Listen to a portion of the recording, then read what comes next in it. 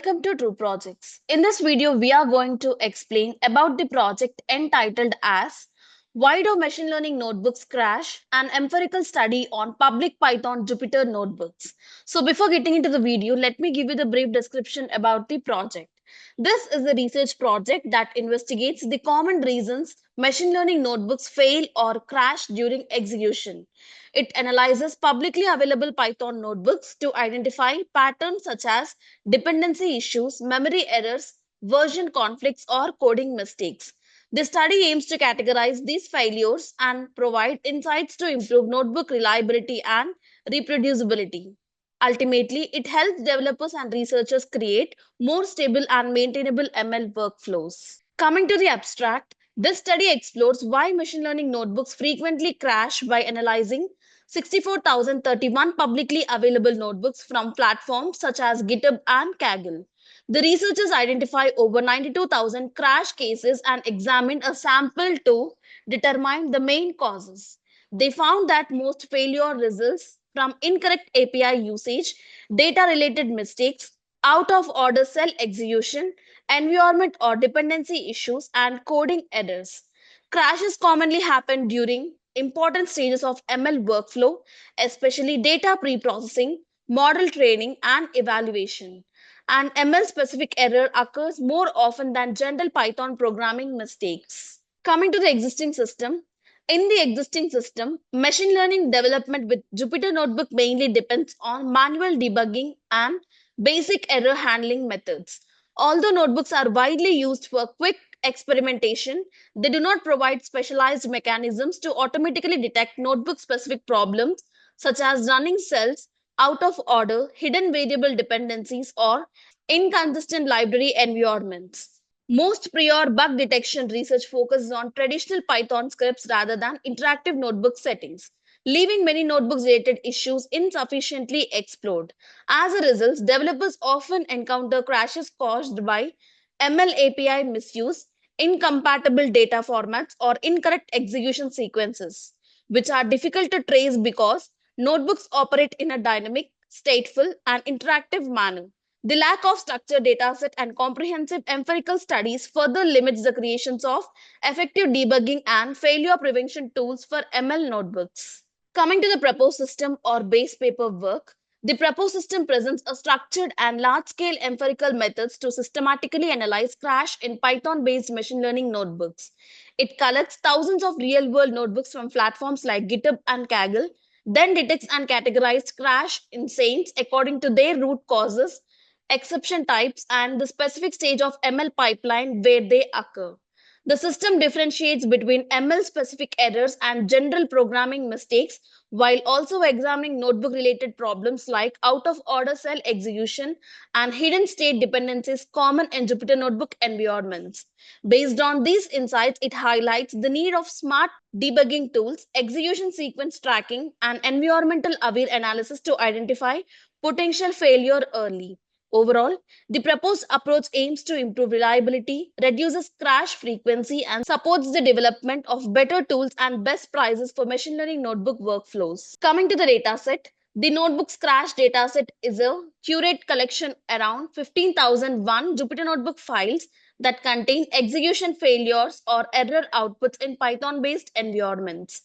These notebooks stored in formats such as .ipynb and CSV, including cases where one or more code cells crash during execution, making the dataset valuable for study real-world failure scenarios in data science and machine learning workflows.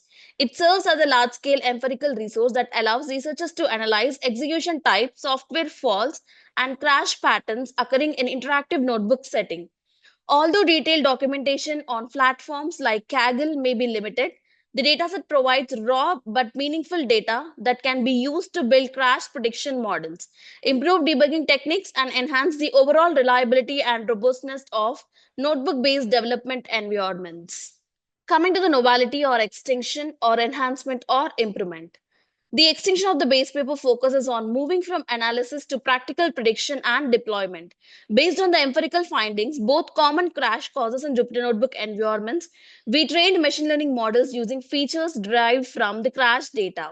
The goal of these models is to predictive whether a notebook is likely to crash before or during execution, helping users proactively identify potential risk. In addition, we developed a web-based interface using Flask that allows users to input relevant notebook characteristics or parameters. The trained prediction model is integrated into this application and it processes the user input to provide a crash prediction results in real time.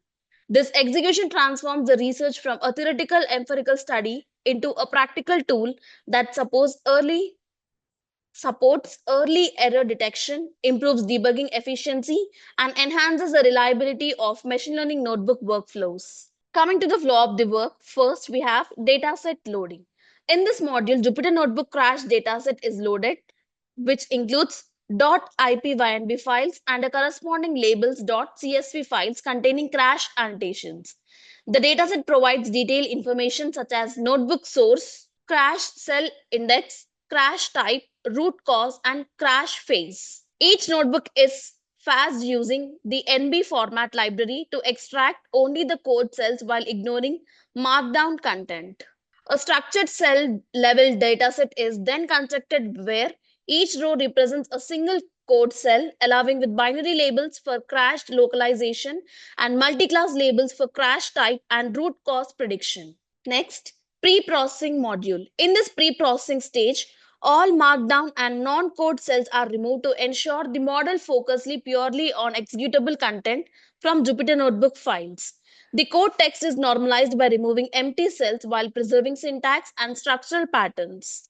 Cell index alignment is maintained to correctly map crash annotations to their respective cells.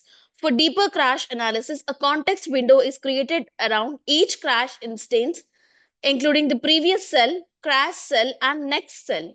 The categorical labels are encoded using the label encoder, and the dataset is split into training and testing sets using satisfied sampling to maintain class balance. Next, crash localization model. The objective of this model is to identify which specific code cell in a notebook is likely to crash. Text features are extracted using TF-IDF vectorization and the word level, including unigrams and bigrams. With a vocabulary size of 30,000 to capture meaningful code patterns. The logic regression A logistic regression model is trained to perform binary classification, predicting whether a given cell is crash cell or not. The model's performance evaluated using metrics such as accuracy, precision, recall, FN score, and confusion matrix to access localization effectiveness. Next, crash type classification. After identifying the crash cell, this module predicts the type of crash that occurred. It uses the contextual window to incorporate execution dependencies and surroundings logic. Multiple models are trained and compared, including birth-based, logistic regression, support vector machine, artificial neural network, and XGBoost. Among these, birth captures deep semantic relationship in code context. The models are evaluated using accuracy, precision, recall, and FN score, while confusion matrix are generated for all the models except birth.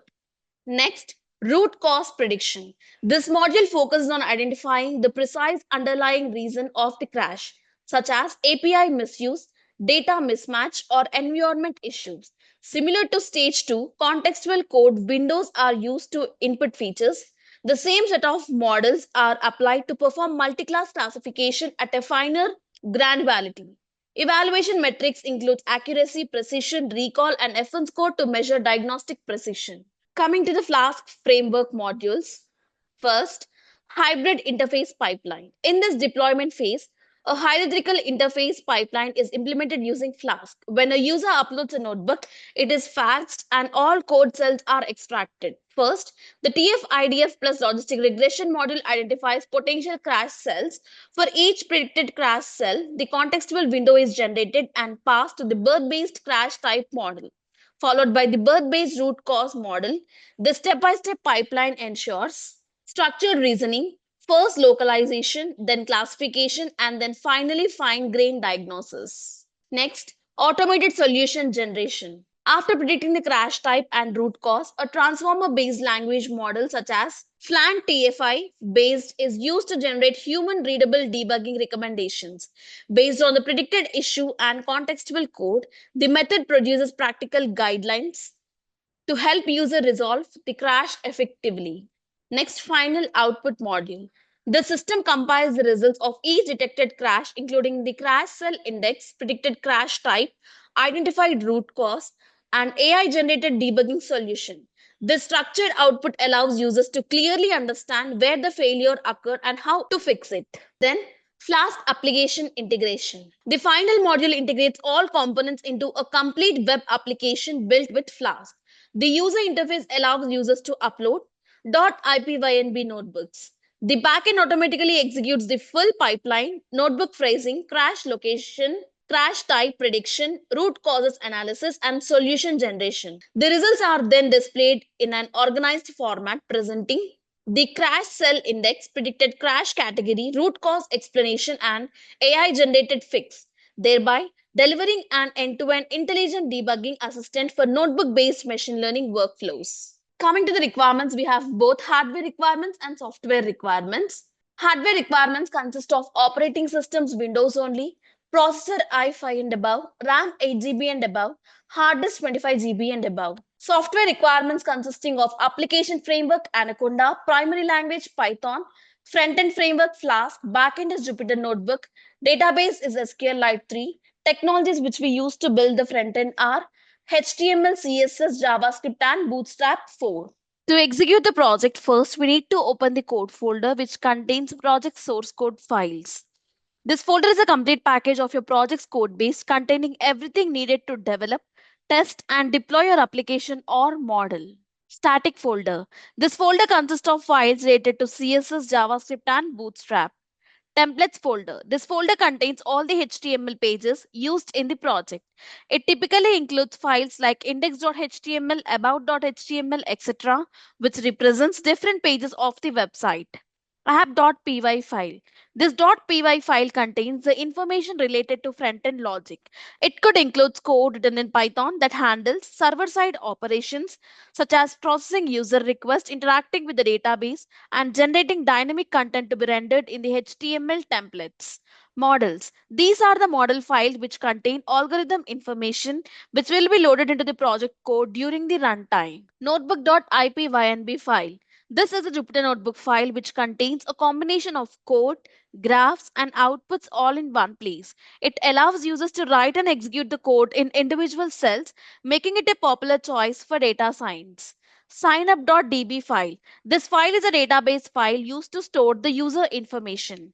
Coming to the execution of the project, first, you need to copy the path of the code folder from the address bar of the file explorer. Then, open Anaconda prompt. Use the command cd followed by a space and then paste the copied path. This command is used to change the current directory to the code folder's path. Now, compile the app.py file using the command python space app.py in the Anaconda prompt. This command will execute the Python script and perform a runtime check for any syntax errors or logical issues. After running the app.py file, the Flask framework will host the application locally at the default address with the port number of 5000. Copy the local link provided by the framework and open in any web browser. I prefer Chrome. So now the home page of the project should be displayed in the browser. This is a front end built using the Flask framework. In this page, we have home button and get started button. Firstly, click on get started button so that the create an account form will be opened where you need to enter the details and create an account for user authentication like username, full name, mail ID, mobile number, and a strong password. Reconfirm your password again. Then click on create an account so that all the given details are stored in signup.db and login.html will be opened where you need to access the application with the help of username and password.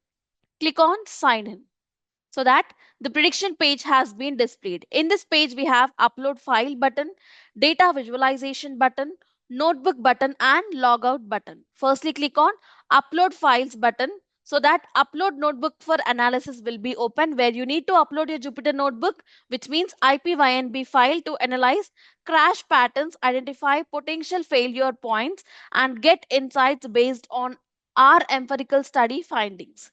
This is a place where you need to drop your Jupyter notebook file. The file has been successfully uploaded, and click on Analyze Notebook button so that the given input is pre-processed and the output will be displayed.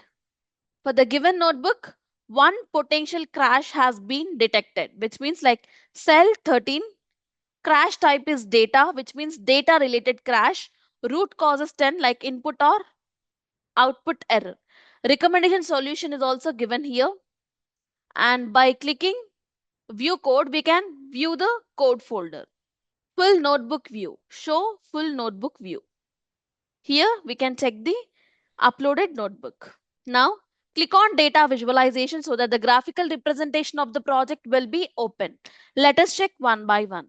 First, we have crash type distribution by source graph. The chart compares crash type frequencies between Kaggle and GitHub across 10 categories. Kaggle has notably higher count in OOM and model crashes, indicating more memory and model related issues. In contrast, GitHub shows substantially more ENV, RSC, NB, and IMPL crashes, suggesting environment and resource related problems are more common there.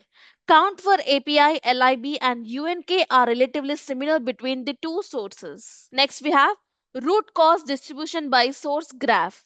The chart compares the root cause distribution of crashes between Kaggle and GitHub across different error categories. Kaggle has a significantly higher number of MEM and type errors, indicating memory and type related issues are more prominent here. GitHub shows higher count in OOR, index, name, and EDL errors, suggesting more out of range and reference related problems. Some categories like module, path, and key has relatively similar distributions between the two sources. Next, we have overview of co-occurrence of crash types and root causes graph. The heat map shows how often different crash types co-occur with specific root causes, with darker or red lines indicating higher frequencies. The most dominant pairs are OOM, MEM, RSCOR, and LIB module, meaning these crash types are strongly linked to those causes. Data and environment related crashes are more disturbed across multiple causes like IO, name, and RERR. Overall, memory, module, and resource related issues appear to be most significant contributors to crashes. Next, we have normalized co-occurrence of crash type and root causes graph. The normalized heat map shows the proportion of each crash type attributes to different root causes. Some crash types are entirely dominant by a single cause, such as OOM main, RSCOOR, and LIB module. Others are more distributed. For example, NB is mainly like to name and index, while UNK is mostly tied to runtime and others. Overall, the chart highlights which root cause is most influential within each crash category rather than total frequency. Next, we have confusion matrix graph. This confusion matrix shows how well the model's prediction match the true classes. High values on the diagonal indicate strong correct classification performance. Off diagonal value shows misclassification, such as class 1 often begins predictive as class 6 and class 3 benign confused with class 0 and 6. Overall, the model performs well for some classes but struggles with specific class confusions. Next, we have accuracy comparison graph. The chart compares classification accuracy across three tasks: crash localization, crash type prediction, and root cause analysis using multiple models. For crash localization, logistic regression achieves perfect accuracy. For crash type prediction, all models perform moderately, with birth slightly higher at 0.737 and XGBoost lower at 0.704. For root cause analysis, every model achieves perfect accuracy, indicating this task is highly separatable with the given data and features. Next, we have precision graph. The graph compares precision scores across crash localization, crash type prediction, and root cause analysis models. Crash localization with logistic regression achieves perfect precision, indicating no false positives. For crash type prediction, precision ranges from 0.725 to 0.833, with SVM and MLP performing best while XGBoost is lowest. All models in root cause analysis achieve perfect precision, showing highly accurate positive predictions for the task. Next, we have recall graph. The graph shows recall performance across crash localization, crash type prediction, and root cause analysis models. Crash localization with logistic regression achieves perfect recall, meaning all actual positives are correctly identified. For crash type predictions, recall value ranges from 0.704 to 0.737, with birth performing best and XGBoost lowest. All models for root cause analysis achieve perfect recall, indicating no missed positive cases in that task. Next, we have macro F1 score graph. The bar chart compares macro F1 scores of different models across these three tasks: crash localization, crash type, and root cause prediction. For crash localization, logistic regression achieves the perfect score, indicating excellent balanced performance across classes. For crash type, MLP performs best while logistic regression and SVM shows comparatively low scores, indicating more difficulty in classifying crash types. All models achieve a perfect score. For root cause, suggesting this task is highly separable or easier for all models in the dataset. Then click on Logout. So finally, we conclude that machine learning notebooks frequently crash due to ML specific issues such as API misuse, data inconsistency, environment conflicts, and out of order execution in Jupyter Notebook environments. Through large scale empirical analysis of public notebooks, the study shows that crashes commonly occur during critical stages like data pre-processing and model training.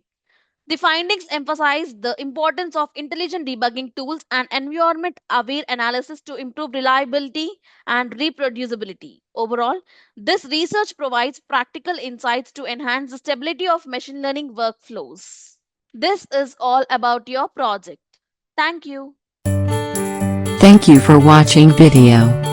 For more projects, please visit our website www.trueprojects.in. For updates on latest project videos, please visit True Projects YouTube channel and subscribe.